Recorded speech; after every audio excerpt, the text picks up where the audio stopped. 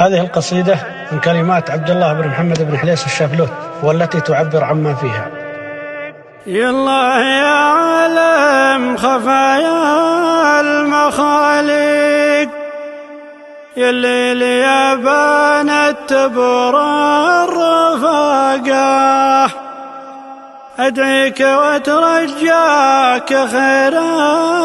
التوافيق، ويدوم سترك ضافي النار واقاه،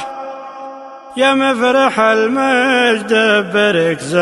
الغرانيق، يرعى الوضحي في مراتع ياقاه، بابك ولا بوب العباد المغاليق، والسينهم تبخل بعذر الباقاه، تبخل فلاجة العواني مشافيق، من صلع وزامن مصايب وفاقاه،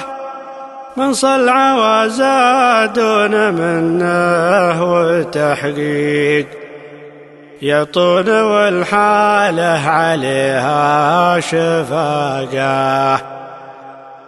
الأجواد وانقلوا وكثر الزناديق، درع القيم من سافي الذل ساقاه، الأجواد تملكها المودات والليق، من جودهم والطبع ما به دناقاه، والحمد لله معتلي في الشواهيق، مجيط ما نلقى واهل الحذاقه، نفسي مضريها المعزة في الضيق، تنفل وجلبت من عبر طاقه، واللي يدوج القاع غرب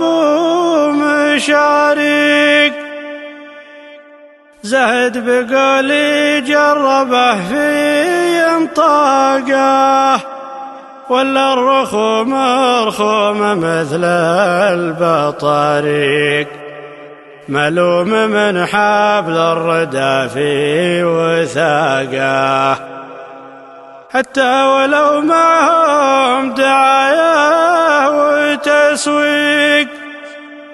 صدق النوايا غير خبث السياقه، ما يمتلك الأقدار هي والمرازيق، إلا الذين النبي من سراقه، ما يمتلك الأقدار هي والمرازيق، إلا الذين النبي من سراقه، أبو محمد صاحب الصدق صديق، تركن على نطقه وكامن أعماقه، الصادق بفعله على قاله يليق، ولا الكذوب الوقت يظهر نفاقه، مثل الصداقة عندها لها مواثيق، والجمل والمعروف روح الصداقة، سر الرجال يموت بطن الصناديق، عند الرجال اللي تصون العلاقة، واختامها يا الله تعز المطالق،